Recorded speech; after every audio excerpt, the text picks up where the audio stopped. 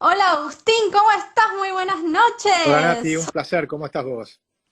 Bien, bien, acá andando, esperando que se vayan conectando los que Dale, faltan. buenísimo. Nacho y nos falta Walter. Hoy una noche espectacular porque vamos a tener tres exponentes de lujo, así que Un placer conversar contigo.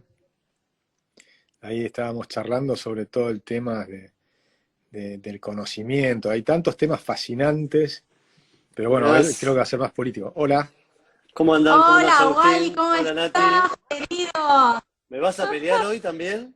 ¿O no? No, él es el que me pelea, Agus, todo el Ah, tiempo, retalo.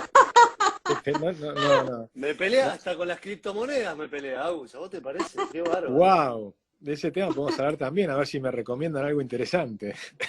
Agus Sí, está conmigo, ojo. Él es muy fanático de las cripto, Walter. pero Mirá, cripto si a favor. si me hace ganar plata, todo bien. Créeme que sí, créeme que sí. Yo, Hay que yo, hacerlo con responsabilidad igual, ¿no? Pero sí, la verdad que sí. sí. Yo lo único que digo es que son criptoactivos, todavía son aspirantes a criptomonedas. Pero bueno, mientras Bueno, tanto el uno puede ganar economista sos plata. vos. El economista sos vos, bueno, Nati también.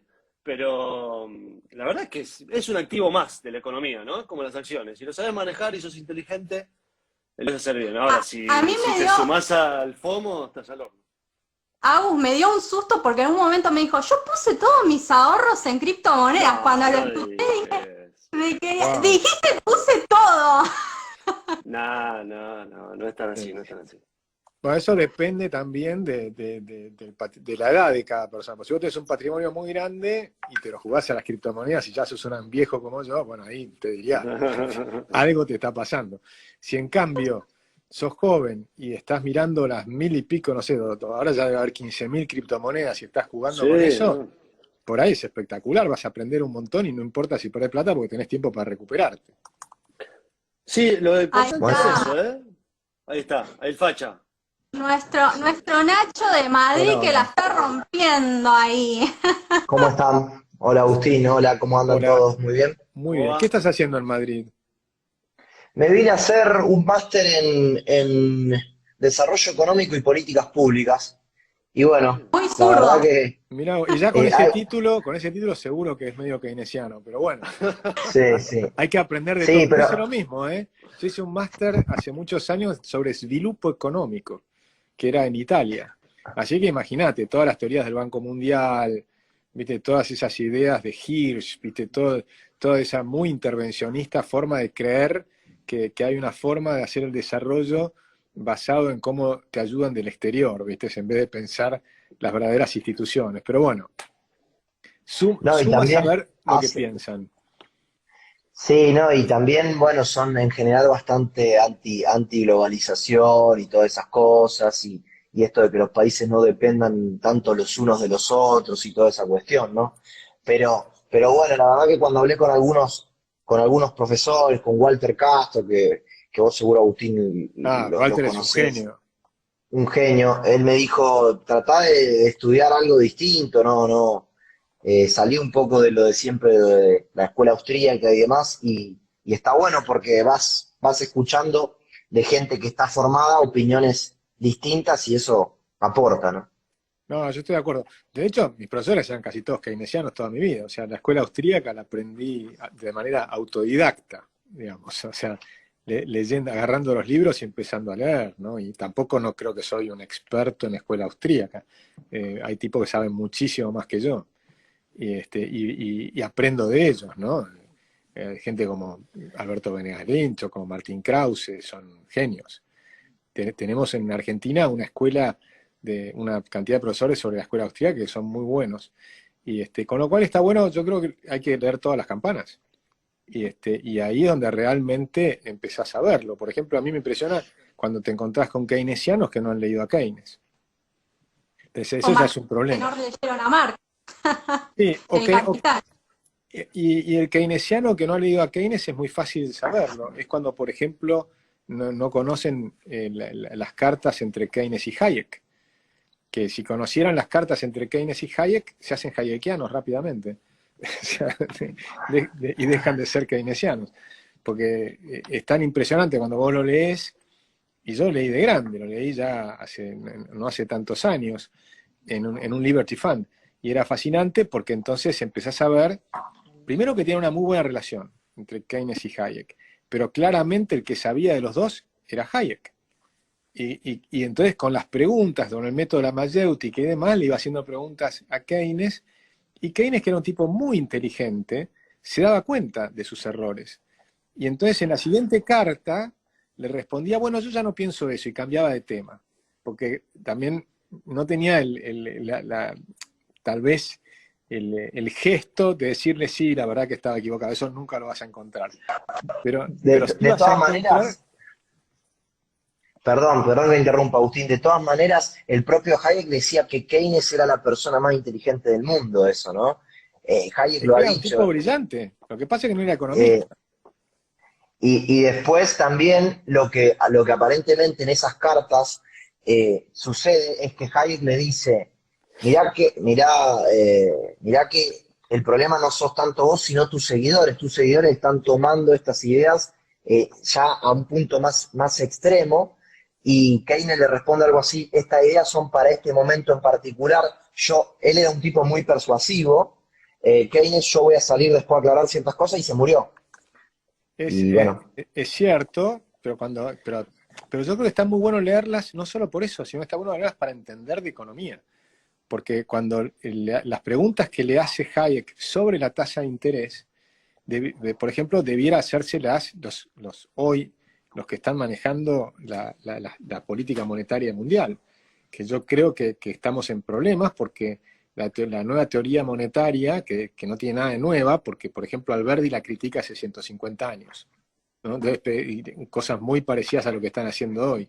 Y muchas veces le pasaba a Keynes que él no conocía todo lo que habían escrito los ingleses de teoría monetaria del siglo XIX. Tampoco conocía la teoría de Wicksell, ¿no? La teoría de formación del capital y todo lo demás. Entonces, ahí hay fallas, me parece, cuando uno entra a analizar todo ese debate, aprende de economía. Es una linda manera de aprender economía, es entender bien el debate entre Hayek y Keynes. Bueno, Bueno, pero este no es el tema de hoy, perdón. el tema de hoy, perdón, porque si no nos vamos por las ramas. Empezamos con las preguntas, si les parece, los presento. Para los que no los conocen, Agus Echevarne, bueno, es un crack, director de la Fundación Libertad y Progreso. Después tenemos a Nacho Bonneau Giovanni, que es economista de la Fundación Libertad, y Walter Lanaro, que es senador por el bloque de Juntos por el Cambio en la en la provincia de Buenos Aires. Ya me estaba adelantando. Bueno, la primera pregunta es, les voy a hacer así, después se pueden votar, obviamente. Al parecer, bueno, obviamente ganaron todos. La izquierda logró ser la tercera alternativa a nivel nacional, metió bancas en provincia. Bueno, los liberales metieron 5 bancas, Juntos por el Cambio pintó el mapa de amarillo, pero también el oficialismo logró acortar la diferencia con respecto a las PASO. Según ustedes, ¿qué opinan? ¿Quiénes fueron los grandes ganadores y los grandes perdedores de las últimas elecciones? A ver quién empieza. Bueno, tomo la palabra yo. Cortito igual, porque es una pregunta muy general. Me parece, en principio, yo destacaría 3 puntos principales de estas elecciones. Primero, la gran performance de Juntos por el Cambio, ¿no? Que me tocó militar y defender a mí, que lo hicimos con mucha convicción. Metimos una elección histórica en la provincia de Buenos Aires y en el resto del país. Ese es el primer gran dato, me parece, y el primer gran ganador. Después, por supuesto, la buena noticia de los liberales, ¿no? La buena elección que hicieron en la ciudad de Buenos Aires, que hizo también el propio López Murphy en La Paso, y sumado ahora Juntos por el Cambio, y lo que hizo José Luis Espert en la provincia de Buenos Aires me parece una excelente noticia. Y para correr, sobre todo para correr el debate, como ya lo vienen haciendo, la verdad, ¿no? Con toda esta nueva aparición del liberalismo, se viene corriendo el eje del debate, me parece saludable, inclusive para nosotros que estamos dentro de Juntos por el Cambio. Pero además de eso, y como dato más importante de estas elecciones, es que el 70% del país le dijo que no hay gobierno. Me parece que ese es el dato saliente, ¿no? 7 de cada 10 personas le dijeron que no a este gobierno, y eso me parece que nos deja a nosotros, y con esto cierro, a todas las fuerzas políticas que fuimos votadas de la oposición, nos deja una responsabilidad, o nos llama a la responsabilidad de construir un frente lo más amplio posible, dentro de los límites, por supuesto, que todos tenemos, pero lo más amplio posible para construir una alternativa sustentable, una alternativa de poder real y sustentable a largo plazo de cara a lo que van a ser las elecciones del 2023. Dale, bueno, yo coincido en gran medida en lo que estás diciendo.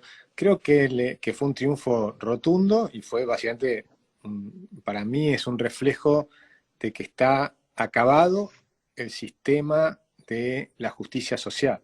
O sea, para mí es bastante profundo lo que está ocurriendo. Yo creo que después de 80 años de justicia social, es decir, de haber cambiado la moral, y en vez de estar en la moral clásica, que era no robar, no matar, no codiciar los bienes ajenos, pasamos a la moral de Evita y Perón, que decían, donde hay una necesidad, hay un derecho. Y después de 80 años de aplicar eso, tenés 22 millones de tipos viviendo de un cheque del Estado y 6 millones de personas trabajando en el sector privado formal, tapados de impuestos para pagar la fiesta de todos los demás. Ese sistema está perimido, agotado, el Estado está quebrado, el Tesoro está quebrado, el Banco Central está quebrado y la ANSES está quebrada. Entonces, el resultado de las elecciones es que sobre eso vino todo el tema de la pandemia, que agravó la falta de libertades, y si querés, el catalizador para mí fue Javier Milei, que logró tener un impacto sobre la juventud muy notable dentro de lo que es la batalla cultural. Entonces, para mí hay, claramente, Cambiemos tuvo un triunfo. Dentro de Cambiemos hay dos vertientes. La que tiene el mayor triunfo para mí es Patricia Bullrich, y no tanto Horacio Rodríguez Larreta, que en la jugada de cambiarla a María Eugenia y por Santilli y demás, ese enroque no cayó tan bien y de alguna manera no funcionó muy bien. Tampoco funcionó muy bien en la provincia de Buenos Aires tenerlo a José Luis Espert por afuera, que José Luis quería estar por adentro y no le pusieron el piso suficiente, el piso que quería, lo hubieran tenido por adentro y tenían 7 puntos más. Y ahí hubiera sido una paliza tremenda a favor de Cambiemos. Imagínate, 7 puntos más en la provincia de Buenos Aires, o 7,5 puntos más.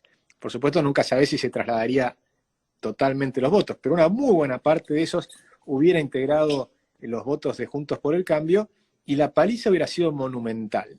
Entonces, coincido en que fue un triunfo importante, coincido en que el nacimiento de una fuerza liberal, aunque esté dividida, es un polo muy importante, tanto los que están por adentro como por afuera de Juntos por el Cambio. En conjunto, 1 millón de votos liberales, 9 millones de votos de Juntos por el Cambio, pero ya es una minoría importante. Y hay que sumarle no sabemos exactamente los votos de López Murphy. Pero ahí tenés, creo, un conjunto de temas que abren una perspectiva muy esperanzadora, me parece a mí, hacia el 2023.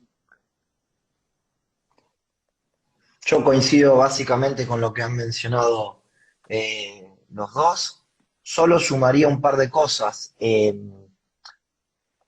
Primero, estaría bueno también ver el tema de los votos de Javier, de cuántos votos son realmente que votan por convicción a las ideas liberales y cuántos votos son decir Javier representa ir contra el sistema está podrido, Javier representa eso, cuánto voto antisistema puede haber ahí adentro. También digo, para hacer un punto, esto no es que esté en contra, o sea, me encanta lo que saque, ojalá hubiera sacado más Javier, ojalá hubieran sacado más, todos sacaron igual muchísimos votos. Y el otro punto que quiero hacer, pero es nada más para sumar y para tratar de enriquecer un poco, no sé si la otra vez vieron, en La Nación Más salió Germán Fermo hablando y diciendo, che, miren que con todo lo mal que hizo el gobierno, que a mi juicio el oficialismo hizo todo mal, o sea, de verdad cuesta decir hizo todo mal cuando uno se pregunta hizo todo mal, y la verdad es que te pone a ver hizo todo mal, Todo mal. vacunas, Todo mal. todo, sacó el 30% y achicó diferencia en provincia. Y yo no estoy diciendo que le fue bien, le fue muy mal, pero evidentemente el peronismo en el peor momento hizo algo. Eso es lo que dijo, no son mis palabras, son las que dijo Germán Fermo la otra vez, que me parece que aportan a esto que estábamos hablando de los grandes ganadores y demás, me parece que está a la vista. Los resultados son resultados. Sí, ganó Juntos por el Cambio, al liberalismo le fue muy bien. Me parece que suma un montón que haya gente, me parece que hay un salto de nivel cuando Javier entra al Congreso con José Luis, incluso con Tetaz, me parece que eso es subir de nivel. La economía en definitiva es sentido común, ¿no? Yo en esto a veces yo divido la cosa por prioridades. Para mí la principal prioridad es ganar al kirchnerismo. Para mí ahora es esa. Después, adentro, nos peleamos entre todos, yo soy más liberal que otro más que eso, nos peleamos. Para mí lo principal es eso. Pero Martín Tetaz y la economía en definitiva es que 2 más 2 son 4, es que la escasez de recursos, la primera ley de la economía, la escasez de recursos, muchas veces lamentablemente la primera ley de la política es negar la primera ley de la economía. Entonces, me parece que va a tener mayor sensatez con estas incorporaciones. Pero no descuidaría lo que dijo Fermo. Bueno, buenísimo. Pasamos a la siguiente pregunta relacionada también con esto. El peronismo por primera vez desde la vuelta de la democracia perdió el quórum dentro del Estado. ¿Cuáles para ustedes fueron los hechos puntuales, bien cortitos, que detonaron esta transformación histórica a lo largo del 2020-2021? Sí, mira, a mí me gustaría aclarar un punto que me parece interesante. ¿Cómo llegan al 30% en esta ocasión los peronistas? Porque ahí entendemos cuál es el problema de la Argentina y las dificultades que tenemos para superar este problema.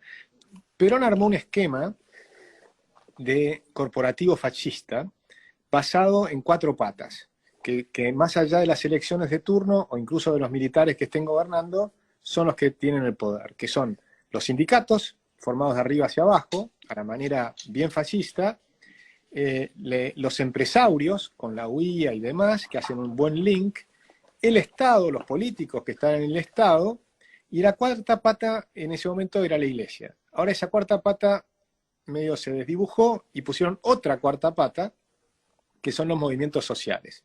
Entonces, con esa idea de la justicia social, lo que ellos logran es que la gente viva de la plata ajena. Entonces hay un montón de gente que vive del Estado.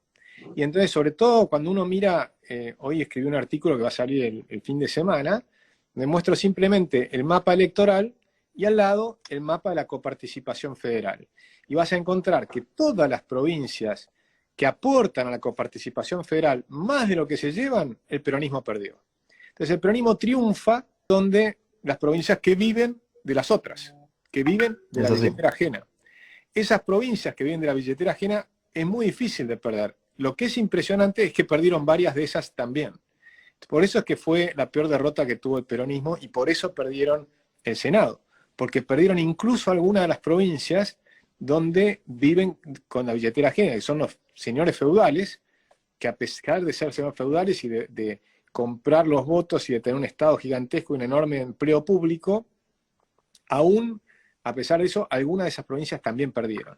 Por eso es que creo que hay una oportunidad única para desarmar el sistema. Y mi gran preocupación es si los que ganen, que sea esta coalición, se dan cuenta que hay que transformar el sistema, que hay que eliminar la lista sábana, que hay que poner una boleta única, que hay que eliminar la coparticipación federal, que no es un tema sencillo para nada, pero hay que entender dónde está el origen del control del poder espurio, porque es un control corrupto que tiene el peronismo sobre la Argentina. Este sistema de los 110.000 fiscales, de 110.000 punteros, que controlan el voto de la gente. El caso más patético es el de La Rioja, donde encontraron muchas urnas donde los votos peronistas están numerados. Las boletas peronistas numerados 1, 2, 3, 4, hasta los 250. Es decir, cada persona le dieron un voto y lo controlaron.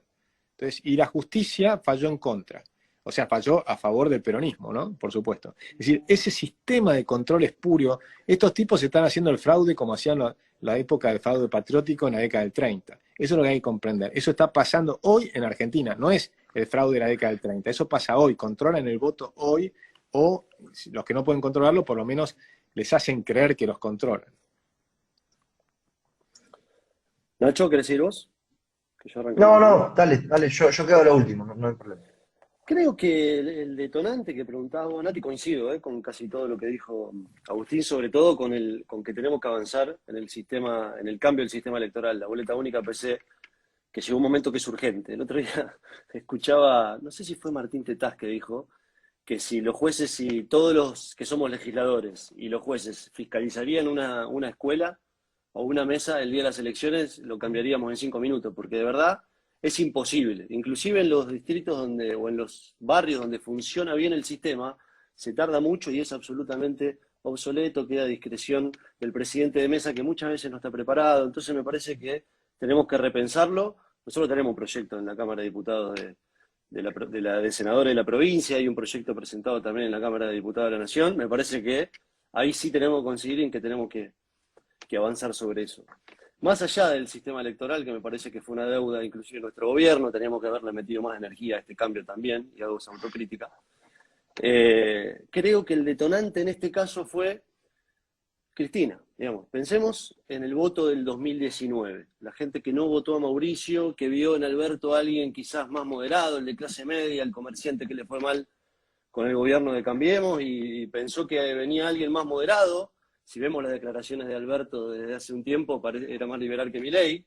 Entonces, me parece que vieron a Alberto otra persona, y en estos 2 años nos dimos cuenta que quien verdaderamente gobierna es Cristina. Parece una verdad trillada, parece que estoy diciendo un spot publicitario, pero es algo que se notó en todas las decisiones que fue tomando este gobierno, que se preocupó más en una reforma judicial para que queden impunes todos aquellos que tienen causas por corrupción, que en resolverle los problemas reales a la gente. Pensemos en lo que decían y en la medida que tomaron en cuanto a la seguridad, ¿no? La pelea de cartel de Sabrina Frederick y Bernie. Ante esa situación, después de la derrota de las PASO, el gobierno tomó la decisión de sacar a Sabina Frederick y traer a Aníbal Fernández, que, digamos, Aníbal, el petiso orejudo, el gordo valor, digamos, estamos todos más o menos en la misma gama de personalidades, con lo cual está claro que el gobierno no le importa lo que piensa la gente, no escucha a la gente, porque además de que le pidieron que cambien el rumbo las PASO, que lo volvieron a ratificar en octubre, ahora rompen todos los récords y ya ni siquiera ven un resultado electoral. Ya no hablan del relato desde el punto de vista abstracto,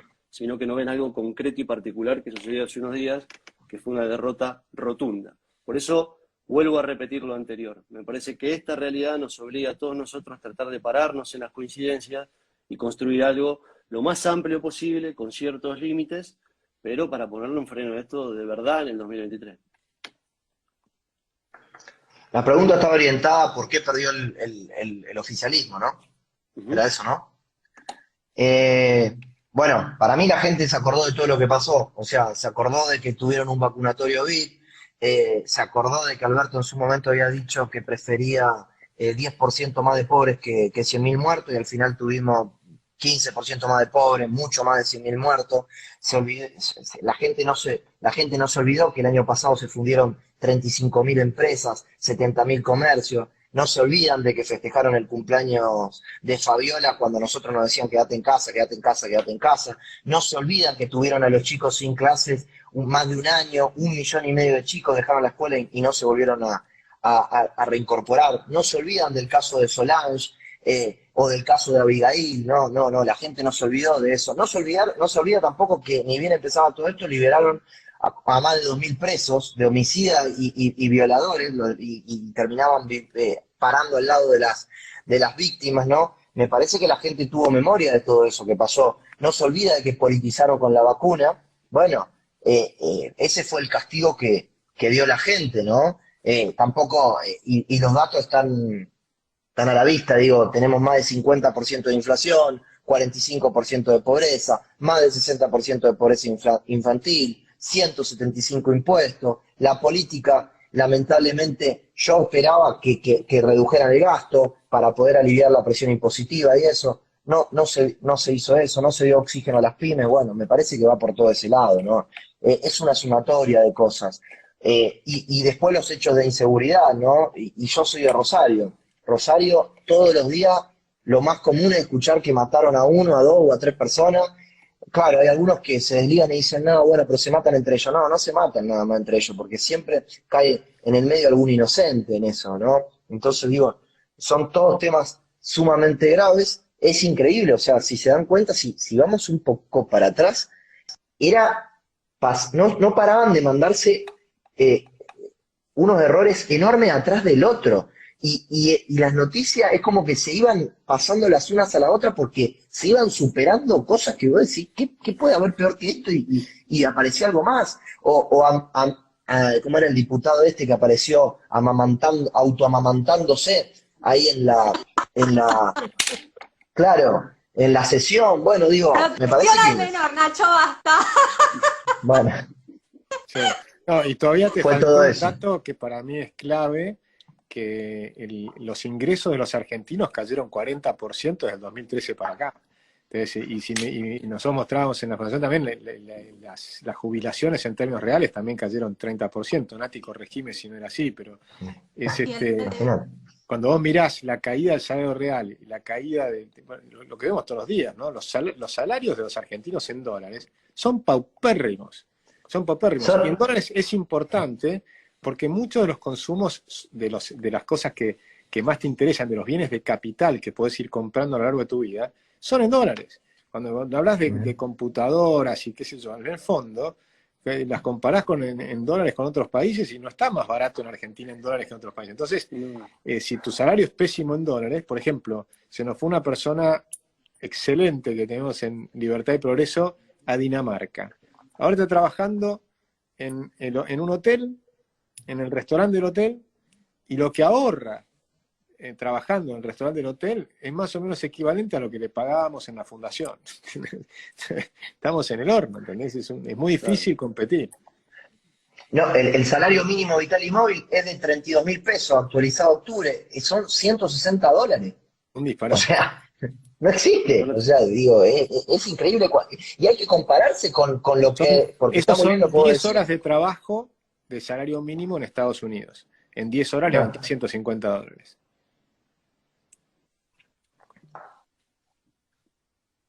Bueno, y ya un poco, Agus ya un poco lo tocó, pero justo el tema del sistema de coparticipación federal, porque es una de las reformas más difíciles de llevar adelante, pero también las más necesarias, porque existe algún tipo, o ustedes ven que existe algún tipo de relación, ya Agus algo adelantó, entre el sistema de coparticipación federal actual y los resultados de las últimas elecciones y cómo se llevaría esa reforma.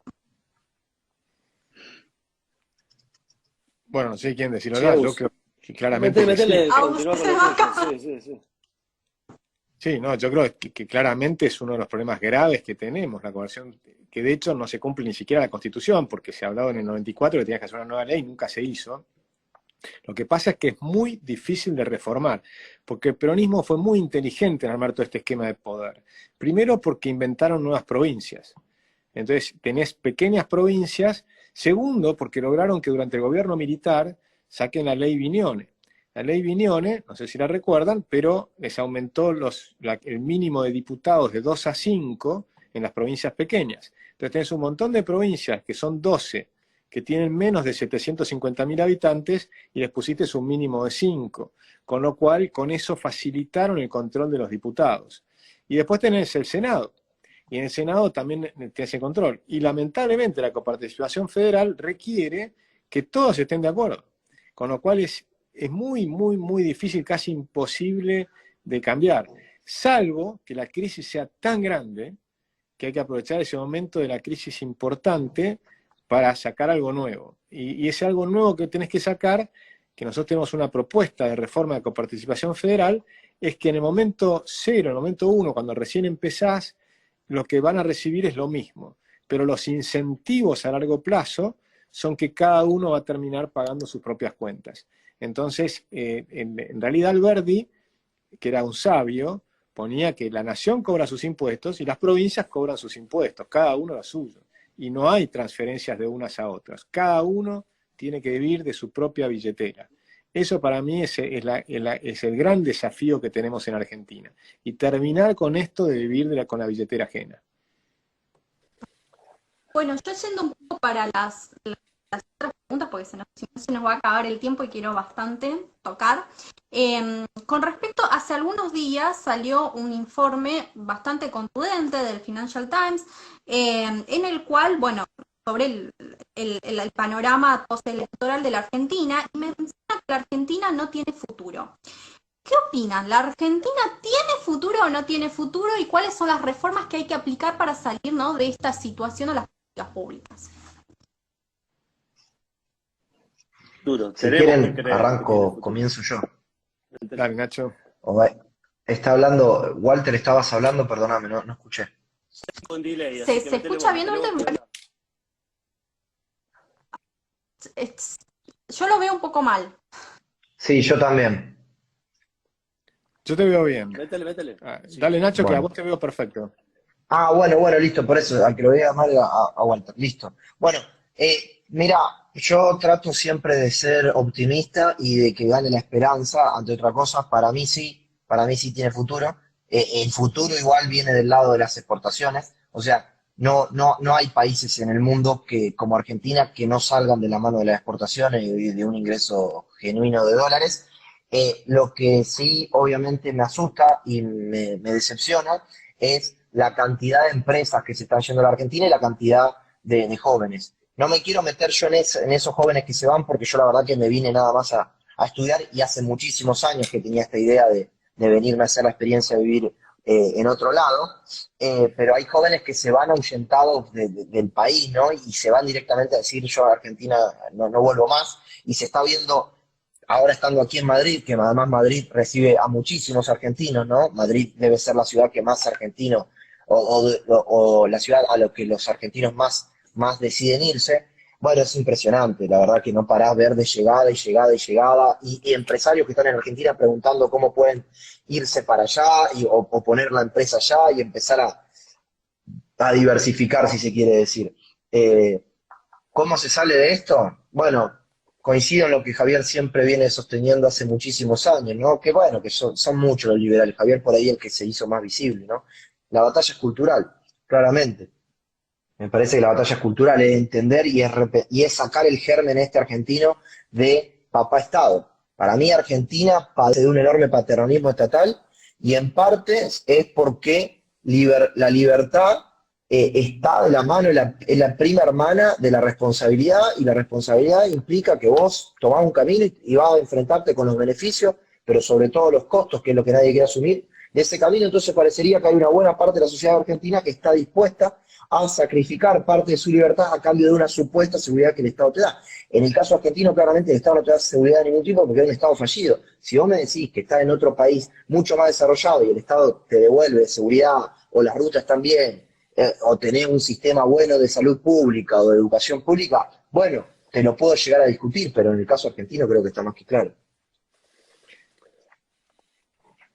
Ahí, ¿se me Walter, escucha bien? ¿querés seguir vos? ¿Se me escucha Sí, bien? perfecto. Sí, ¿no? Yo creo que sí, que tiene futuro.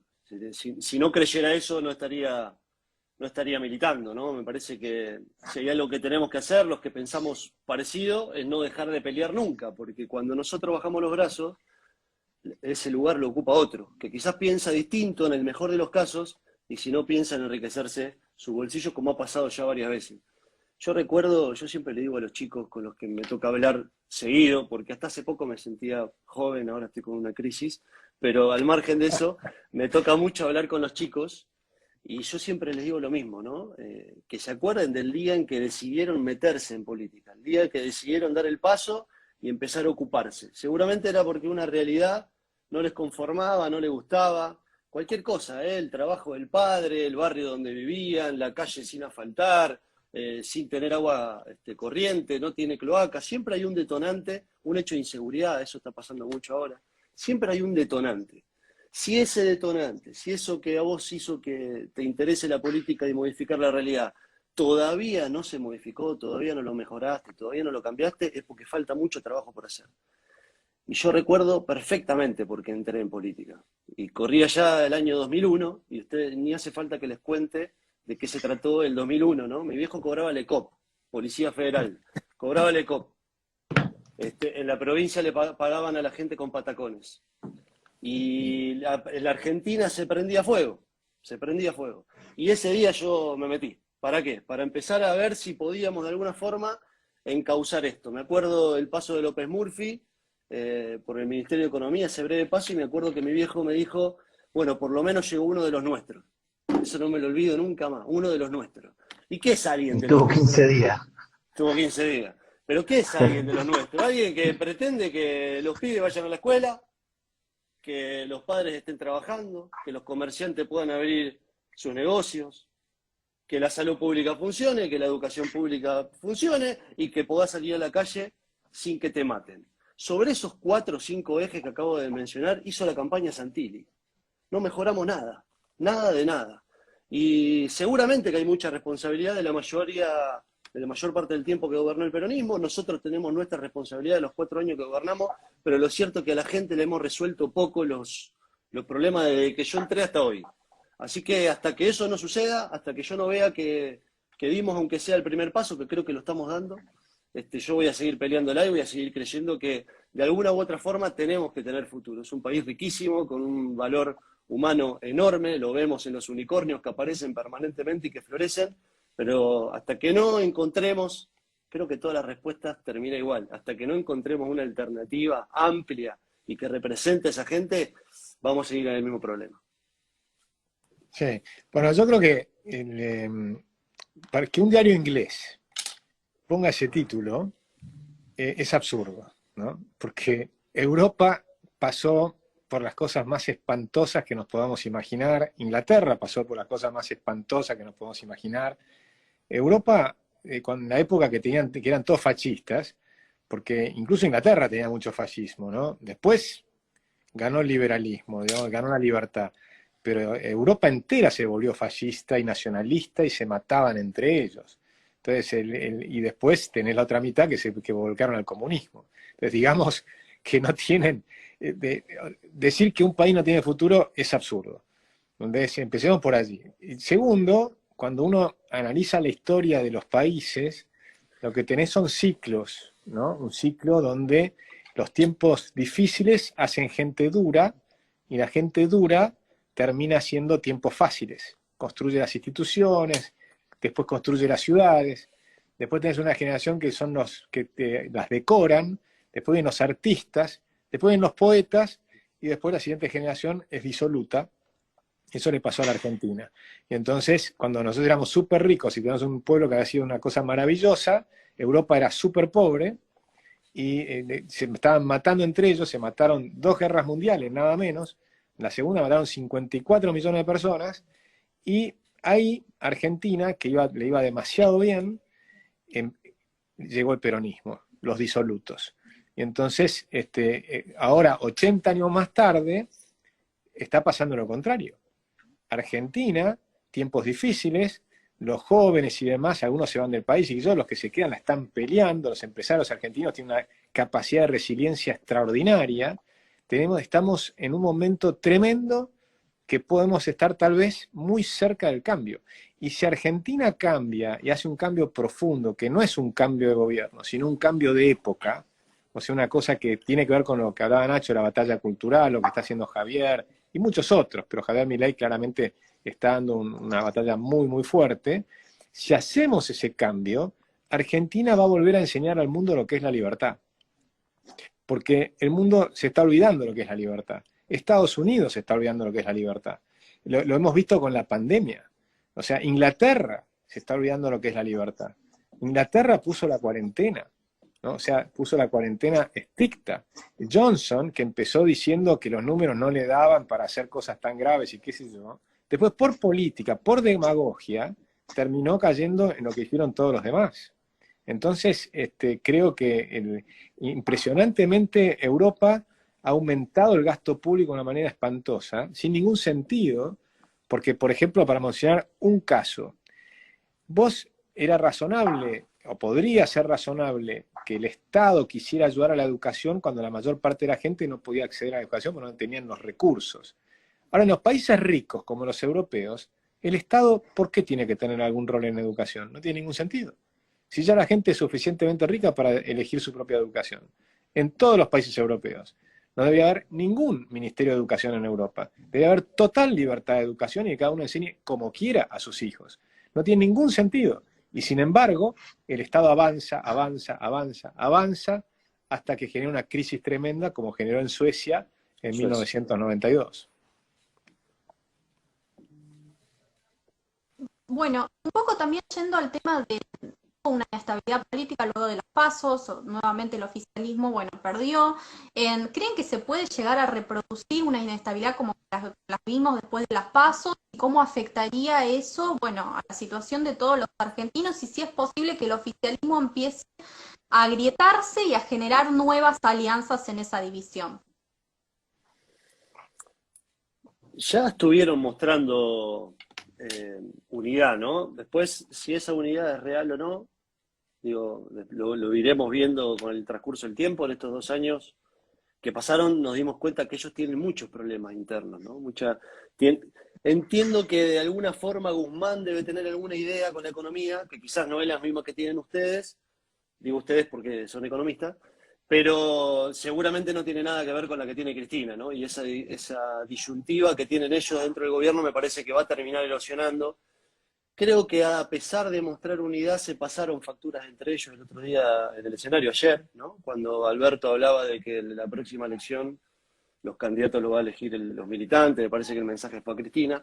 Pero más allá de lo que pase en el frente que gobierna, creo que la realidad se lo va a llevar puesto si no toma las medidas necesarias. Y eso inclusive lo va a hacer todavía resquebrajarse aún más. Más allá de lo que pase ahí, nosotros tenemos que laburar permanentemente para controlar el oficialismo, primero hasta el 10 de diciembre, que todavía tiene una capacidad de daño enorme, enorme, enorme. Y después también, porque a pesar de que ya no tienen quórum propio en el Senado, seguramente van a poder, esperemos que no, pero seguramente van a intentar construir sus propias mayorías para que el Congreso siga siendo una escribanía. Lo primero que tenemos que hacer es una alianza, una alianza legislativa, los distintos espacios de la oposición, plantando bandera, en cada uno en su materia, pero una alianza al menos legislativa. Y después empezar a caminar esto que yo te hablaba recién, ¿no? De la gran unidad, la gran concertación, y después si tenemos que dirimir candidaturas en un espacio, que se diriman. Pero es fundamental que ante esta división que tiene el gobierno, no nos dividamos nosotros, el gobierno ya lo está haciendo. Este mensaje en contra de Milei y en contra de Mauricio tiene que ver con levantar otro sector, quizás de la oposición más dura, para que entre nosotros también empecemos a erosionarnos y a pelearnos. Si somos inteligentes y no entramos en esa chicana, creo que podemos construir algo interesante de cara al futuro. Insisto, en muchas cosas pensamos distinto con muchos actores, de los que inclusive están dentro de Juntos para el Cambio. Créanme que yo reniego muchas veces de eso y Nati es testigo. Pero me parece que es inevitable que podamos sentarnos con gente que quizás no piensa del todo igual a nosotros, pero que entienda que de una vez por todas tenemos que sentar la base de una república y del respeto a las instituciones. Y a partir de ahí el resto. La discusión de la educación o de la salud pública o de la educación pública es una discusión que nos tenemos que dar, pero me parece que es una discusión para más adelante. Primero hay que sentar las bases de una verdadera república y verdadera división de poderes y las instituciones que cada vez están más erosionadas. Pero insisto, me parece para avanzar en esos temas que sin duda hay que avanzar, primero tenemos que dar el primer paso, que son estos 2 años de cara al 23. Sí, bueno, yo creo que yo creo que el kirchnerismo la va a pasar mal. O sea, el peronismo, no el kirchnerismo. El peronismo siempre es una coalición que solamente se puede mantener unida repartiendo plata, ¿sí? Porque viven de la billetera ajena. Entonces, cuando se les acaba la plata, se pelean. Y cuando se les acaba la plata, mal. Y cuando ven que van a perder las elecciones, se van a pelear más. O sea, lo más probable es que, yo creo que, o sea, es poco probable que Fernández termine el mandato. Esa es mi visión. Yo creo que va a ser muy complicado los 2 años que quedan para Fernández. Van a conseguir probablemente un acuerdo con el Fondo Monetario, pero eso no va a ser suficiente para los problemas que tiene la economía argentina de falta de credibilidad. Y no van a generar credibilidad, creo yo. Con lo cual ahí eso no me preocupa en ese sentido, porque sí me preocupa, pero creo que va a dejar una oportunidad para la oposición. Ahora, vamos a mi preocupación fundamental, a qué podemos hacer los que estamos conversando acá, nosotros 4, ¿no? Y los que representan, los que están cercanos a nosotros. Hay una discusión interna que tenemos que hacer, que se va a dar, y que va a ser lo más importante en los próximos 2 años. Y que ya empezó. Por ejemplo, lo estamos viendo con el aumento de los impuestos. Ahora pretenden seguir aumentando impuestos. Es una cosa loquísima. Entonces vamos a ver quién de Juntos por el Cambio va a apoyar, por ejemplo, el impuesto a los envases, Si alguno de Juntos por el Cambio apoya el impuesto a los envases, estamos en el horno. Después, vamos a ver qué hacen con esto del aumento de los impuestos en función de la inflación, que es una aberración. ¿Por qué es una aberración? Porque Argentina tiene inflación reprimida, tenés tarifas retrasadas, entonces vas a tener un salto tarifario que va a ser un exceso de inflación, y entonces, según lo que están pergeñando, vas a tener además un aumento de impuestos fenomenal. Entonces no están pensando en la gente. La gente al año que viene va a sufrir el aumento tarifario y encima le quieren hacer un aumento adicional de impuestos. Es absurdo. Lo que tienen que estar pensando es reducir el gasto público. Déjense de jorobar con seguir pensando en los impuestos. Hay que bajar los impuestos y bajarlos a rajatablas. Esa es el tema más grave que tiene Argentina por delante, que es pensar el gasto público, salir de esta mentalidad ridícula estatista, porque el drama de la Argentina es la mentalidad estatista proteccionista. Y lamentablemente, en Cambiemos, todavía no se han convencido. Una parte sí, pero otra parte no. Y esa es la tarea más importante. Y por eso es importante la tarea de los liberales, los que están dentro de Cambiemos y los que están por fuera de Cambiemos.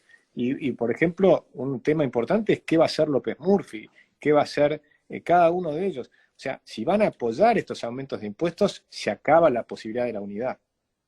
Sépanlo, se acaba la posibilidad de la unidad.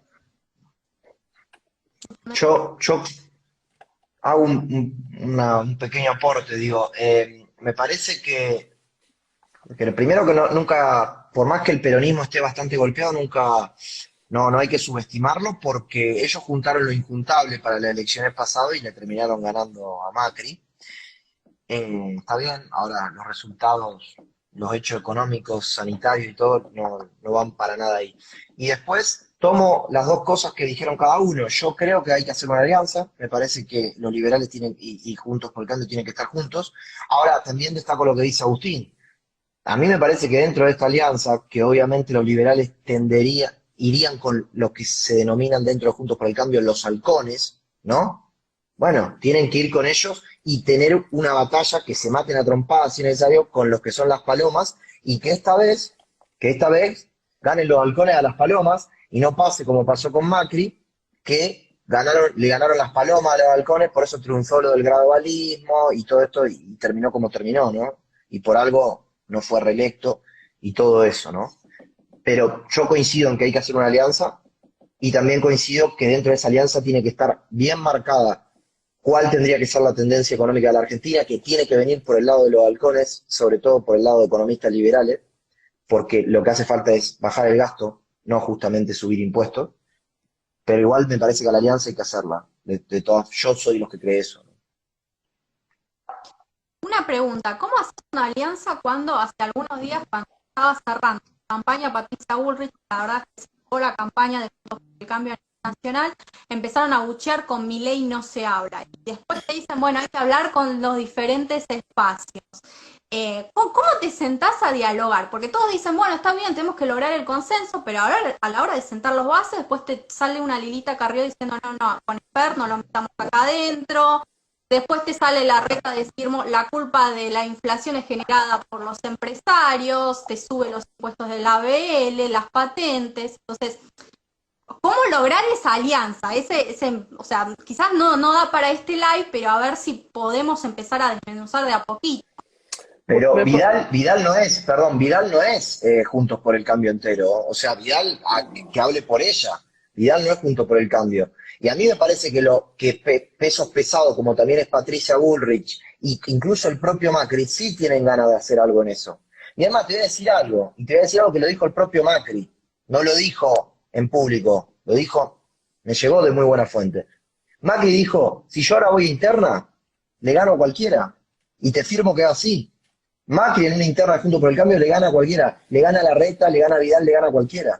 Y si Macri está tirando para este lado, que ojalá sea así, para el lado liberal, y que esté convencido que esta vez el cambio tiene que ser fuerte, así, bueno, ojalá.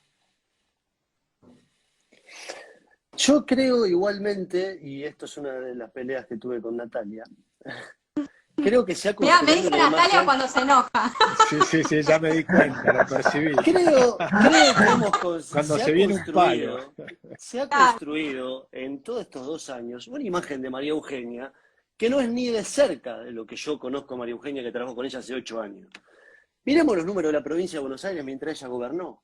Miremos eso nada más. Digo, antes de juzgarla y decir que es estatista, socialista, comunista, como le dijo Milei, miremos lo que hizo la provincia de Buenos Aires, que achicó el déficit, bajó los impuestos, No, pará. disminuyó, No bajó sí, los sí, impuestos. 35.000 millones, bajó los impuestos en 35.000 No, millones. bajó la ¿Sí? ¿Cómo que recaudación, no? no bajó los impuestos, no es lo mismo. No, lo que Bajó- pasa es que no. Le devolvió. no. Scioli aumentó en valores de aquel momento cuando hicimos la cuenta que cuando dejamos el gobierno. En valores de ese momento de 2019, Scioli aumentó 70.000 millones los impuestos entre ingreso bruto, impuesto al sello y todas esas cosas. Cuando nosotros nos fuimos, de esos 70.000 había 35.000 que ya no cobrábamos. Además de eso, firmamos un pacto fiscal que no le Hay un permitía video, a los hay un video municipios. donde María Eugenia, Pero ¿qué hace? Hacía al lado un intendente propio, ¿qué se va a poner a discutir con pelea de cartel? no, Me quedé sin. hay un video de María Eugenia Vidal que muestra que se enorgullece de haber aumentado 19 impuestos, de haber creado 3 impuestos nuevos y haber aumentado 16 impuestos. Cuando bajaron las retenciones, María Eugenia en la provincia lo que hizo fue un aumento fenomenal, feroz, del impuesto inmobiliario al campo. No, fue un Y después revalúo. los intendentes aumentaron la tasa diaria. Eso es No, un aumento fue un del revalúo. impuesto. No, Es- porque estaban perdón, desactualizados hacía es un mucho tiempo. aumento, No. es un aumento del No, no es impuesto, un le está aumento. sacando, No es un aumento. le está sacando plata al bolsillo de la gente. ¿Ok? Yo lo que creo, por Le ejemplo, está para ir a sacando- lo que decía recién de la ciudad, me parece que hay que atarlo al salario de la gente y no a la inflación. Pero inevitablemente vos tenés que actualizar los montos, vos no podés reducir el Estado del 50% de un año al otro. Cuando vos recibís un impuesto inmobiliario con una tasación, si vos aumentás esa tasación por arriba de la inflación de ese año, estás aumentando el impuesto. Y hizo un feroz aumento de los impuestos al campo. Entonces no digas otra cosa porque eso son los números. O sea, Pero los números no es dicen que debatible. cobramos 35.000 millones menos de impuestos que cobraba el gobierno anterior, Agustín. 35.000 millones, es mucha plata, ¿eh? Es mucha plata. Y Los después hizo un aumento enorme de los planes sociales. Después hizo algo mucho No más lo hizo grave. María Eugenia, no lo hizo María Eugenia. Eso. Con Carolina Stanley y demás. Pero Pero yo después estaba- María Eugenia hizo algo mucho más grave. Te digo cuál es lo más grave que hizo María Eugenia Vidal. Lo más grave a mi juicio, moralmente, lo más grave que hizo, pero muy, muy durísimamente malo, fue lo de obligar a mentir a la gente del Estado, ¿no? Con la ley de los 30.000 desaparecidos. Eso fue una inmoralidad total, ¿no? De Pero eso obligar fue a la la gente a legislatura, que si- Agustín. Fue la legislatura, no tuvo nada que ver María Eugenia. No, sí tiene que ver porque ella puede vetarlo. O sea que lo podría haber vetado perfectamente. Bueno. Es absolutamente responsable, es 100% responsable. No, Agustín, él lo votó la legislatura. Es Es responsable a 100%. nosotros los legisladores, no a María Eugenia. No, No perdón, es eso es responsable. 100% responsable María Eugenia y los legisladores, por supuesto, son las dos patas. Pero- Las leyes se promulgan el legislativo más el ejecutivo, que es el que promulga. Y si no, la tiene que devolver y decir esto es una inmoralidad, que es lo que corresponde, y lo hace. ¿Por qué? Porque es una mentira que fueron 30.000 desaparecidos y no puedes hacerlo. Entonces, después mentira. elogiaba a Evita Coincido. y a Perón. Entonces, ¿qué cosa es mentira? ¿Qué? No, ¿Perdón? no, que coincido con eso. Que es mentira que coincido. Ah, ok. Bien. No, sí, totalmente. Bueno, pero digamos, hay cosas que son muy serias, que yo creo que María Eugenia lo que le falta es, probablemente va a mejorar con López Murphy al lado durante 2 años, es empezar a pensar con mayor racionalidad y no simplemente decir lo que te conviene por las encuestas. Porque son dos cosas muy distintas, ¿no? Una cosa es ser políticamente correcta y otra cosa es ser un estadista. Y debería aspirar a tratar de convertirse en estadistas. Y ojalá haya muchos en Cambiemos que empiecen a pensar de esa manera. Porque han hecho las cosas muy mal. Y nos ha ido muy mal en la Argentina. Y ojo, yo probablemente voy a favorecer que se arma esta gran coalición. Pero siempre y cuando empiecen a hablar con la verdad, número uno. Larreta, por ejemplo, en la Ciudad de Buenos Aires, hizo el monumento a la memoria tuerta. Inauguró una estatua al dictador Perón. Entonces, ¿cómo vas a ¿cómo va a ser que los que están de nuestro Eso fue lado Mauricio. inauguren una estatua? Bueno, peor, una estatua al dictador. No, fue Mauricio y Larreta, ¿no? En la ciudad. Bueno, pero lo que pasa es que por eso digo, a ver ahí, se construyó una imagen que no es. Se le Cambiemos corta, eso ¿no? en todo. Ahí, ¿estoy ahí o no? Sí, ahí sí. Sí, ahí estás. Creo que en estos 2 años se ha construido una imagen que no es, tanto de María Eugenia como de... Bueno, Horacio lo conozco menos, digo, hablo mucho más de María Eugenia porque la conozco. Nosotros asumimos una provincia que estaba quebrada y la dejamos sin déficit prácticamente. Asumimos una provincia que tenía deuda con todo el mundo y la dejamos con una sola deuda, que es grande, pero que es menor a la que tenía. Asumimos una provincia que tenía un gasto de legislatura que ahora es menor después de que nos fuimos. El gasto político es menor, la estructura del Estado de la provincia es menor.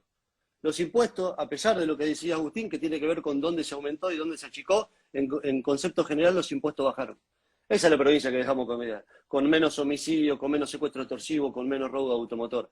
Más allá de eso, hay un montón de críticas que se nos hacen tanto en la provincia como en la nación, que son absolutamente válidas. Teníamos que haber bajado mucho más los impuestos. Mucho más agresivo con el achicamiento del gasto, mucho más agresivo con el achicamiento del déficit, y mucho más agresivo con la quita de las retenciones, por ejemplo, que lo hicimos al comienzo y después tuvo que recular Mauricio al final, porque sabemos lo que era la economía.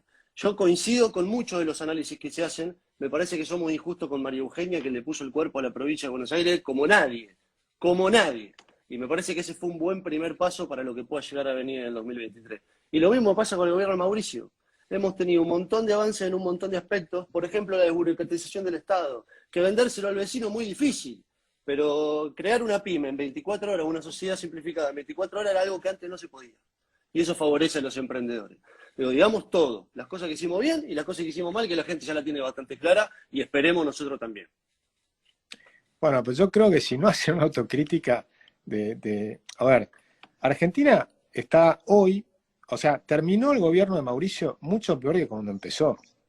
Cuando empezó el gobierno de Mauricio, Argentina tenía la posibilidad de hacer una reestructuración financiando la transición. Hoy eso es imposible. Cuando terminó el gobierno de Mauricio estábamos en default. Entonces, y nos llevó al default. Y nos llevó al default porque se equivocaron. Y si no comprenden eso, es un drama, porque es probable que lo volvamos a repetir el error. Y no fue ni siquiera un problema, ni siquiera fue un problema de gradualismo, fue un problema de dirección, hacia dónde nos llevaban. No cambió el rumbo. Cambió, por ejemplo, sí, en política internacional, y ahí te lo firmo, con Fori y demás, te lo concedo, está buenísimo y lo apoyo, me parece buenísimo. Pero en términos económicos, no. En términos económicos eligió un keynesiano para que gobierne. El keynesiano, además, en la primera medida del gobierno fue nombrar el gabinete. El gabinete aumentó de 15 a 23 ministros y 3.000 ravioles, ¿no? Y 900 oficinas de coordinación. Inventaron un Estado arriba del Estado. Multiplicaron la burocracia estatal y, por lo tanto, no lograron controlar al Estado. 2 años más tarde se dieron cuenta y empezaron a cambiar. Pero nosotros se lo habíamos dicho en la campaña del 2015. ¿No? Pero si no comprenden que lo hicieron mal, que apuntaron mal por tener un keynesiano, cuando no tenés que elegir un keynesiano, tenés que poner un liberal en economía, no un keynesiano. Eso es clave, porque estamos acá por culpa de los keynesianos. Si vos crees que los keynesianos te van a sacar adelante, estás en el horno. Entonces, esos son los... Porque, ojo, Larreta tiene un problema. Si la CUNSA va a ser el que nos va a querer sacar adelante, olvídate, no nos va a sacar adelante. ¿Entendés? Estamos en un problema muy serio. Si Gerchunov, que es el que le está enseñando ahora historia económica a Larreta, es el que nos va a sacar adelante, olvídate, no nos va a sacar adelante. Nos van a volver a meter en otro problema. A lo sumo vamos a tener 2 años de recuperación y vamos a volver a caer. Acordate lo que te digo hoy, y te lo firmo. Y después veamos lo que va a ocurrir. Elegís ese camino y nos volvemos a equivocar. Igual, ya te dejo, Nacho, solamente una oración. Yo estoy de acuerdo con que hicimos mal las cosas en economía y estoy de acuerdo con que no tiene que ir un keynesiano al Ministerio de Economía. En eso estamos absolutamente de acuerdo. No es falta autocrítica desde ese lugar. Sí, perdón, Nacho. No, que creo que el problema de la Argentina en definitiva no está en el chef, sino que está en la receta, quiero decir, o sea, acá lo que hay que cambiar son las políticas que se llevan adelante. Obviamente cuando uno escucha hablar a Patricia Bullrich, noto una diferencia grande entre el discurso de Patricia y el discurso de María Eugenia. Yo me siento mucho más identificado particularmente con el de Patricia que con el de María Eugenia.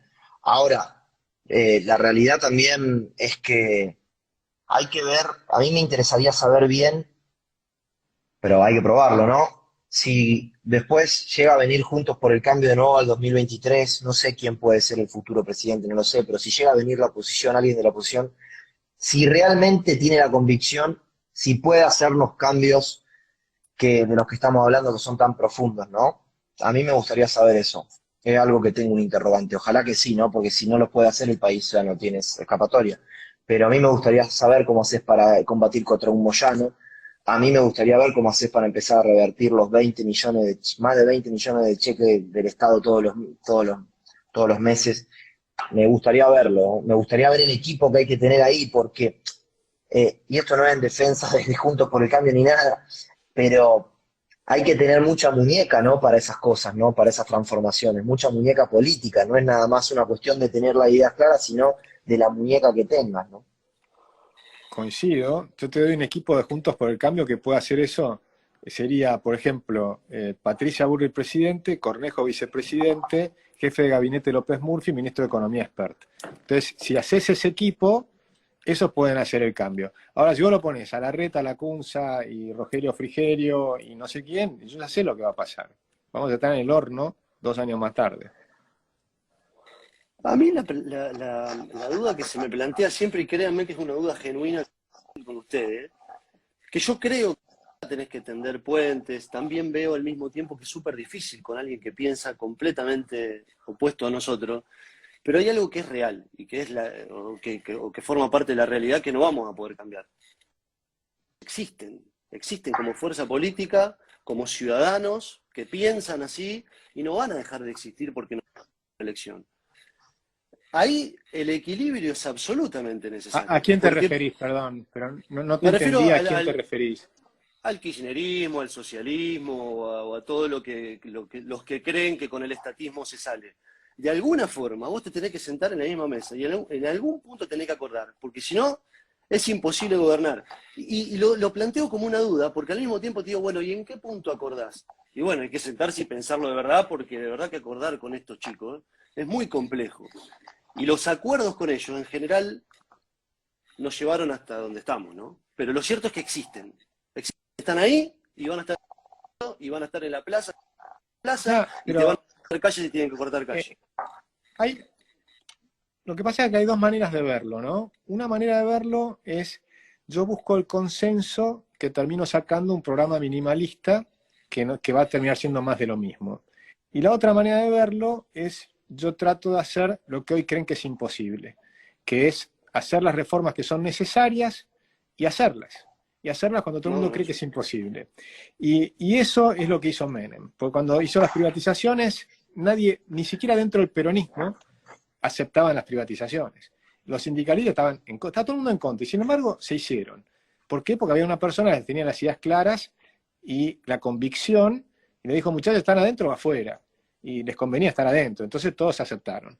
Y lo mismo pasa si gana Cambiemos, pues si gana Cambiemos Juntos por el Cambio, yo creo que en 2023 va a ganar y va a tener mayorías en ambas cámaras.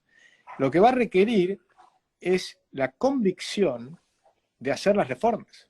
Mi problema está con la gente que tiene un formato mental de pensar que vos tenés que claudicar con tu moral para conseguir votos. Y claudicar con la moral es, por ejemplo, hablar bien de un dictador. De Perón hay que decir con todas las letras lo que fue, un verdadero dictador corrupto que corrompió a la sociedad argentina. Entonces no puedes hablar bien de Perón, no puedes hablar bien de Evita.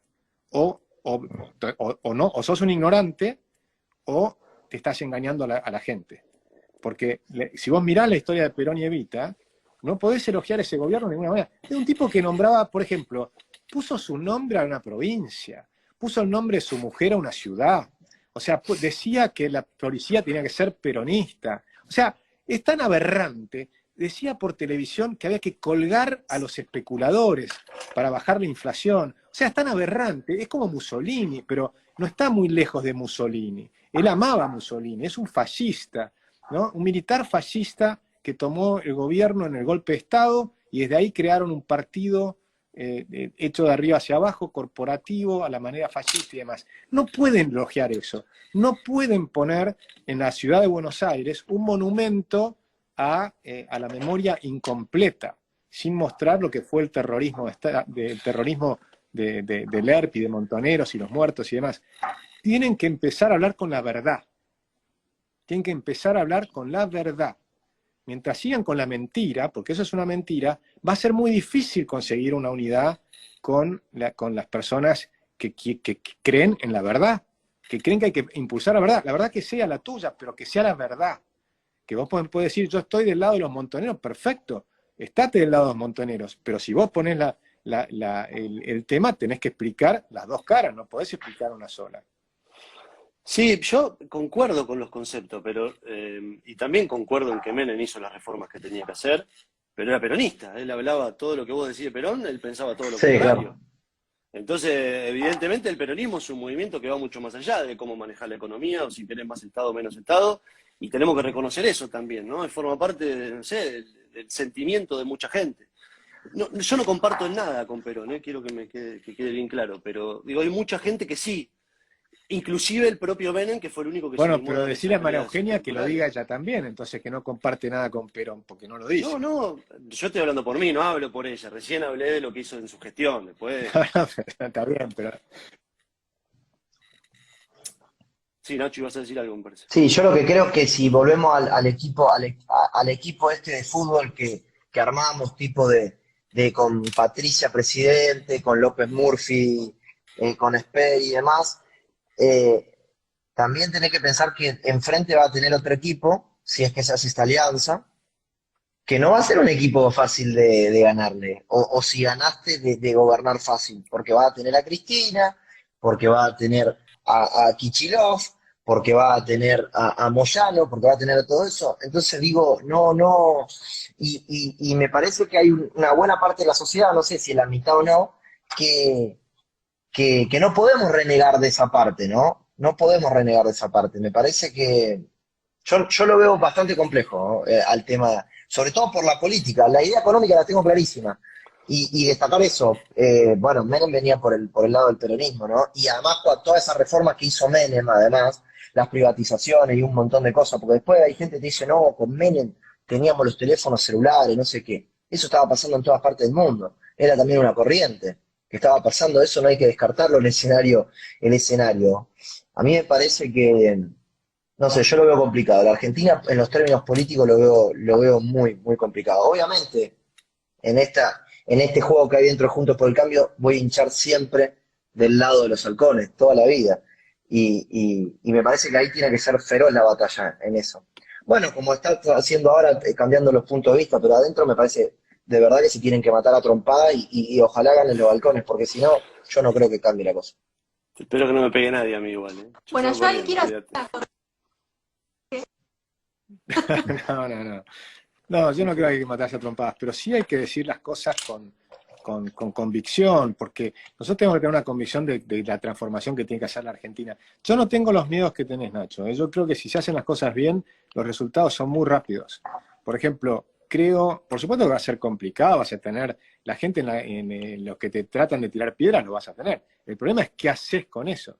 Por ejemplo, cuando Larreta puso 120 policías y dejó que les tiren las piedras, 14 toneladas de piedras, sin reprimir. Eso fue una aberración de Larreta, no de los que tiraron las piedras. La aberración fue de Larreta. En todas partes del mundo, cuando vienen los tipos y te tratan de tirar piedras, la policía reprime. Es obvio. Y tenés todos los protocolos internacionales de cómo se hace esa represión. Y lo haces con inteligencia. Patricia Bullrich, en el mismo gobierno, para ver que, fíjense que no estoy hablando en contra de Cambiemos, ¿no? Porque en el mismo gobierno, Patricia Bullrich controló el tema del G20. Impecable, perfecto lo hizo. No hubo un solo despelote. ¿Por qué? Porque no permitió que haya un solo despelote. Larreta permitió que le tiren 14 toneladas, y ahí se murió el gobierno de Macri. Pero eso fue un error de Larreta. No la dejaron a Patricia Bullrich tomar el control de la seguridad de la ciudad ese día. La dejabas a Patricia controlar la seguridad, no te tiraban ni una piedra. Y si tirabas una piedra, se te iba preso. El problema es que cuando los tiros vienen por derecha represión y cuando viene por izquierda revolución, ¿viste cómo es? Que para Bueno, algunos pero es así Patricia la se lo cosa. bancó. Cuando vino la izquierda a decirle lo de Maldonado, qué sé yo, qué sé cuánto, ella se bancó las críticas y después demostró Sí, que y era Macri la mentira, bancó, que el ¿no? tipo se había ahogado. Se demostró, ella se bancó las críticas, defendió a la gendarmería y demostró que tenía razón. O sea, vos tenés que tener coraje también para Pero gobernar. eso no fue, pero eso es cierto, coincido, Patricia hizo eso, pero me parece que fue todo el gobierno de Cambiemos, No, Agustín, todo no, todo. Larreta no, porque Larreta no hizo No, no, eso. todo, No, no, no, no. Larreta no, Larreta hizo todo lo contrario. En la ciudad de Buenos Aires nunca sacó un corte. Patricia Burri sacó todos los cortes de las rutas nacionales, porque era su función estaba Su jurisdicción. obviamente ya era ministra, era su jurisdicción. Sacó todos los cortes. Y si vos mirabas las encuestas, cada vez que despejaba una ruta, Patricia Burrich iba subiendo en las encuestas, se equivocó. Tienen que comprender que se equivocó. Y para mí me preocupa mucho porque si gobierna de esa manera, va a fracasar. Ese es el problema. Ese es el problema. Porque cuando fracasa el gobierno, los que sufrimos son todos los argentinos. Por supuesto, los que están, que no tienen capacidad de irse al exterior y demás, sufren mucho más. Muchos amigos míos se han ido al exterior directamente. ¿Viste? Los matás de impuestos, bueno, me voy y se van. ¿No? ¿Cuántos tengo que tienen residencia fiscal en otros países? Entonces, estamos destruyendo la Argentina. Hay que tener convicción en las reformas y no hay que amedrentarse con un Moyano. Es un mafioso, fenómeno, tratalo como mafioso. Punto. Sí, yo lo que te doy la derecha ahí, Agustín, es en que estas dudas que plantea Nacho y que tenemos todos, la verdad, respecto del sindicalismo y de todos los palos en la rueda que se ponen desde distintas estructuras sociales también, cada vez que...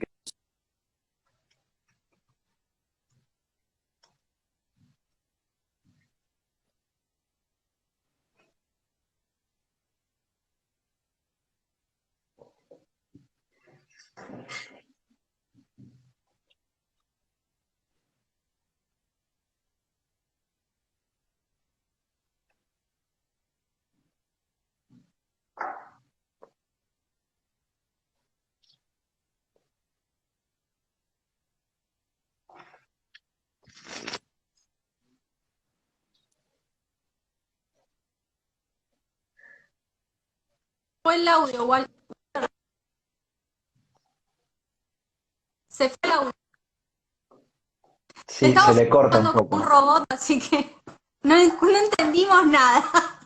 No, no, pero yo Se le entendí, corta, está de sí. acuerdo que hay que hacer las Ujú. reformas y apretar el acelerador, o sea que está en sintonía con lo que estamos diciendo, ¿no? Está bueno. Sí.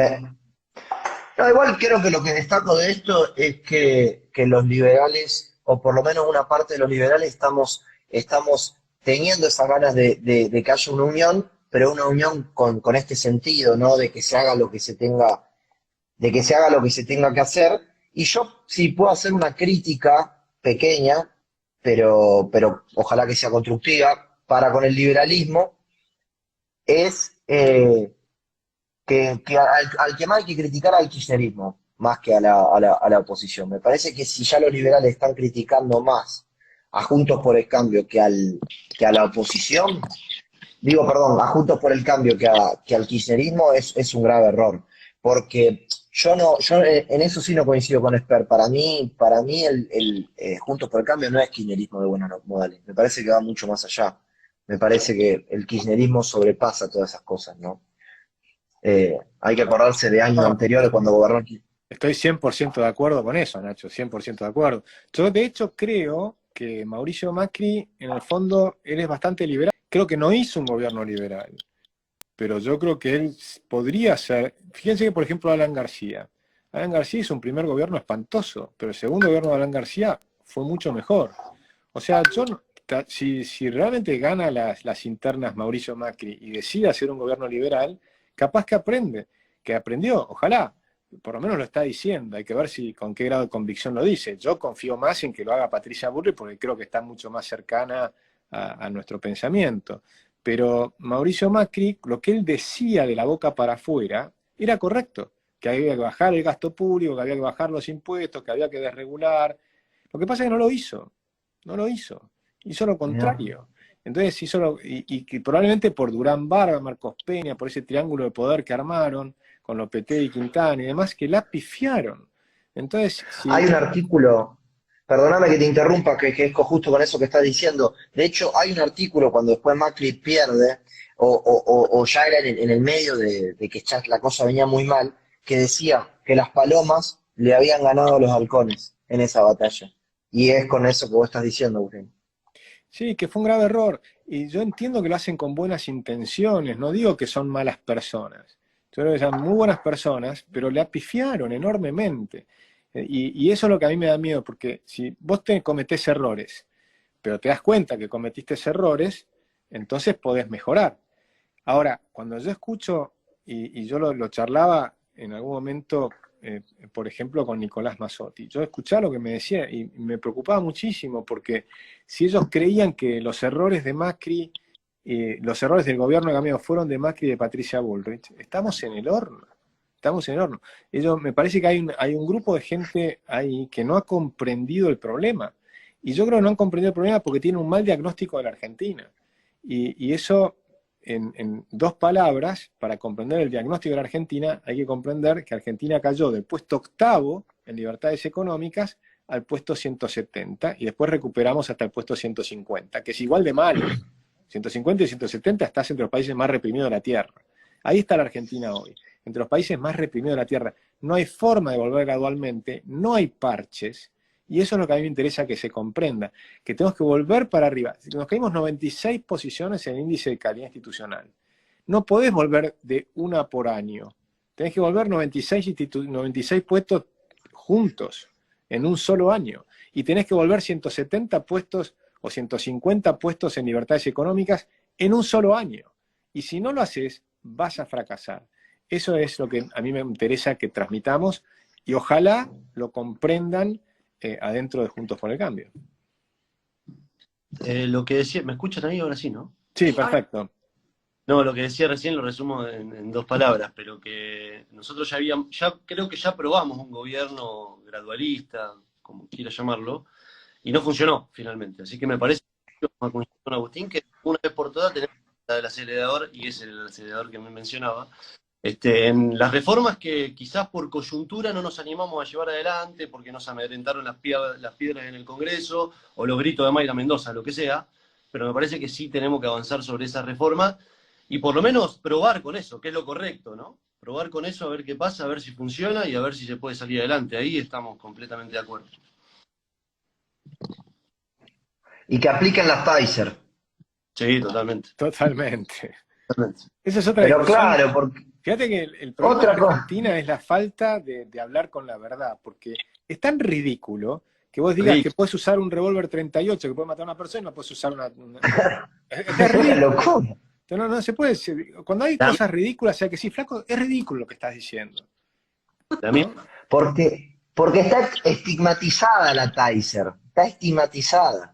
No, dicen que la Taser es torturar. Es una estupidez, pero o sea, hay un problema realmente, ¿no? La ideología los vuelve estúpidos. O sea, es como que las telarañas ideológicas te impiden pensar con sentido común. Cualquier persona con sentido común sabe que es peor que te tiren un tiro y no que te peguen con la Taser.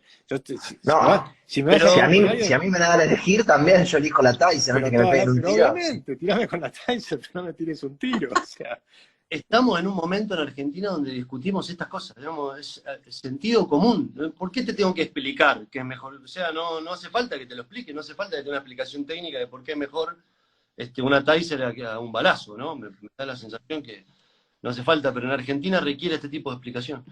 Yo soy autor del proyecto de las Taser en la provincia de Buenos Aires, solamente quería hacer aviso parroquial. Ahora sí. muy bien, no lo Ahí sabía, lo pero te tenemos, felicito porque esa está muy buena. Está muy bueno y hay que pelearla esa. Como Sí, que claro. hay que pelear lo de las boletas únicas y estas cosas que son muy importantes, ¿no? Eliminar la lista sábana. Yo vengo luchando hace 20 años para eliminar la lista sábana y no logro que lo hagan ni siquiera, porque además lo pueden hacer. Adentro de sus partidos lo pueden hacer y no lo hacen. Porque Juntos por el Cambio podría eliminar la lista sábana en la interna de Juntos por el Cambio, pero no lo hacen. Deberían elegir cómo se eligen las candidaturas, deberían ser sin listas sábanas. Cada uno de los diputados tiene que tener sus propios votos de los afiliados. Lo que pasa es que ni siquiera hacen democracia dentro del partido. O sea, porque uno puede demostrar, y ojo que también hago la crítica para mi propio partido, para Republicanos Unidos, que no lo hizo. O sea, que nosotros tenemos que demostrar con las acciones que tenemos esa convicción de la democracia. Y la democracia no es solo de la boca para afuera. Flaco, ¿cómo se eligen los cargos partidarios? ¿Cómo se eligen los puestos en las candidaturas, o en las precandidaturas, cuando vas a las PASO? ¿Cómo se eligen? A dedo, todo a dedo. Es fascismo, no es democracia. Hoy es lo que decía Oriana Fallaci, todos los argentinos tienen un enano fascista adentro. O sea, tenemos que empezar a reconocer ese enano fascista que tenemos adentro y sacarlo, y empezar a ir por la democracia en serio, ¿no? Y eso lo digo para todos los partidos, lo digo para el mío también. Sí, sí, sí. Bueno, nosotros dimos un primer paso que por lo menos era la PASO, ¿no? Justamente. Y decidirlo ahí. Es un primer paso. Igual no Estoy me de gusta, acuerdo. digamos, habría que también rever ese sistema. Pero sí, igual la lista sábana coincido plenamente, coincido en la lista única, tenemos que avanzar sobre eso, sí o sí. Me parece que ya no podemos patear la pelota más para adelante. Bueno, ya vamos terminando con el live porque ya estamos más de una hora. Espectacular, la gente se recopó. Un montón de conectados, así que les mandamos a todos un beso enorme. Pero ya para ir cerrando, libros, se vienen las vacaciones, así que quiero 3 libros de cada uno que les recomiendo, y sobre todo los más jóvenes, para que lo lean ahí en la playa, en la montaña, en donde sea. Y a mí me hablas de libros y te puedo recomendar un montón. La Ahora, Biblia. La Biblia es un libro extraordinario. Yo hice 3 años de lectura de la Biblia y les aseguro que vale la pena. Es un libro, pero extraordinario, sean o no creyentes. Es un libro maravilloso y hay que estudiarlo y sin lugar a dudas. O sea que ahí me sumo en ese. Pero acabo de terminar un libro lindísimo para la playa que se llama Opus Nigrum, que es de Marguerite Yourcenar, una gran novelista francesa.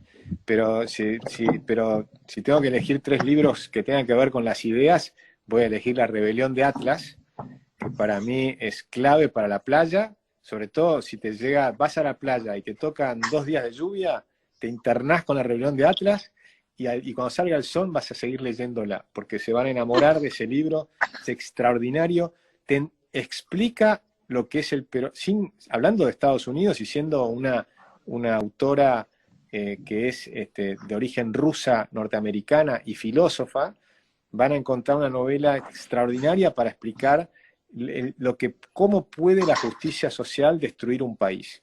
Estados Unidos es el caso, cómo se destruiría con la frase de Evita que decía, donde hay una necesidad hay un derecho. Con esa sola frase destruís un país. Y eso fue lo que han hecho en Argentina. Con lo cual ese para mí sería el número 1. Si te digo el número 2, te voy a decir Alberdi, y te voy a recomendar El Sistema Económico y Rentístico, que es un libro muy poco leído y esencial para comprender no solo la economía, sino también el derecho, y la relación entre el derecho y la economía y la Constitución. Y los abogados que no han leído este libro no entienden de derecho. Realmente tienen que leerlo. Les digo, sinceramente, les sugiero que lo lean. Y un tercer libro, para los que quieran introducirse en las ideas de la economía de la libertad, vistas desde el lado de la libertad, les recomendaría a Henry Hazlitt, que es La economía en una lección. Y si puedo un cuarto, les recomiendo el mío. Obvio, la clave es la libertad. Bueno, perdón. Métele. Bueno, yo recomendaría, si les interesa la economía, Libertad de elegir, Free to Choose, de Milton y Rose Friedman. Extraordinario. Después, también le recomendaría este libro que es muy bueno, ¿Por qué fracasan los países?, de Acemoglu y Robinson. Es buenísimo. Hay una parte que compara una ciudad que está dividida entre Estados Unidos, las instituciones de Estados Unidos y las instituciones mexicanas, Sonora, y ahí te das cuenta por qué a uno le va bien y por qué a otro le va mal. Y el otro no lo tengo a mano, pero me parece que es una obra de arte, que es 1984, 1984, de George Orwell. Bueno, es una obra de arte que mucha gente ya la ha visto, pero si no la han leído, léanla, y si ya la leyeron, reléanla porque es extraordinaria. Coincido.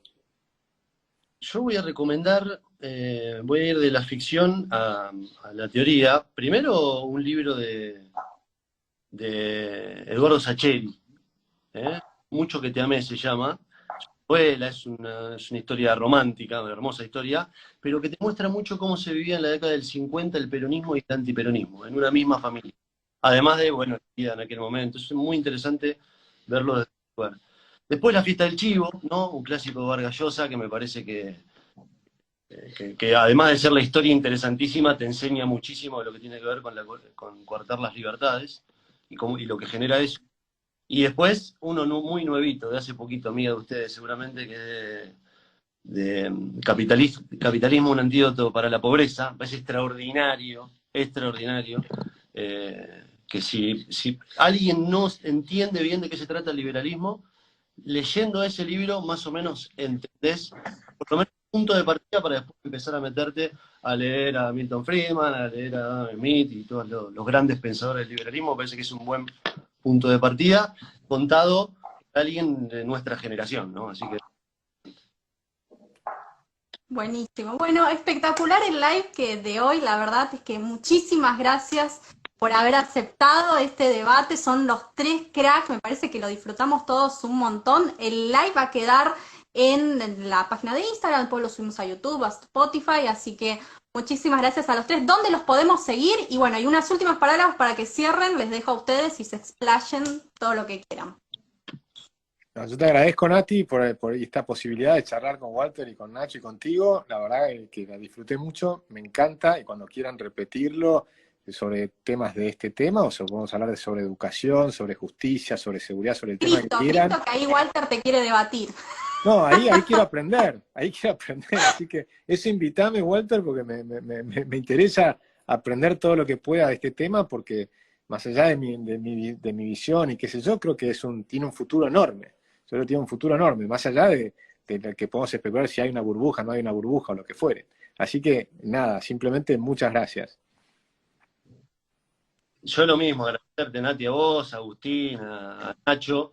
De Agustín lo conozco desde que me metí en Recrear, de la juventud de Recrear, que lo escucho coherencia y siempre yendo para el mismo lugar, así que todo mi respeto. Para mí es un honor haber compartido el panel con ustedes. Nacho, que lo empecé a seguir ahora en pandemia, que tuvo el liberalismo, la explosión de dirigentes jóvenes junto a Nati, y también lo respeto mucho, lo sigo mucho, así que fue para mí un gran placer. Y les dejo un saludo a todos los que nos estuvieron escuchando más de una hora.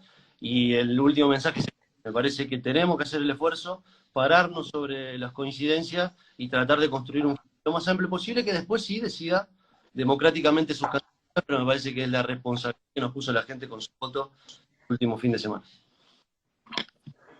Bueno, nada, gracias como siempre, Nati, porque siempre tenés esta predisposición para organizar este tipo de cosas. Gracias, Agustín, gracias, Walter. Me gustó mucho el vivo, y justo que mencionaste a Vargas Llosa, dentro de poco se van a enterar de algo grande que se viene de la mano de Vargas Llosa. Por suerte lo estoy viendo muy seguido a Mario acá, que él vive acá en Madrid, y se viene algo que ya le comentaba a Nati, se viene una movida joven internacional de la mano del Premio Nobel, así que le vamos a meter mucho power a eso. Buenísimo. Muy bien. Un beso enorme y hasta la próxima. Gracias a todos por conectarse. Besos.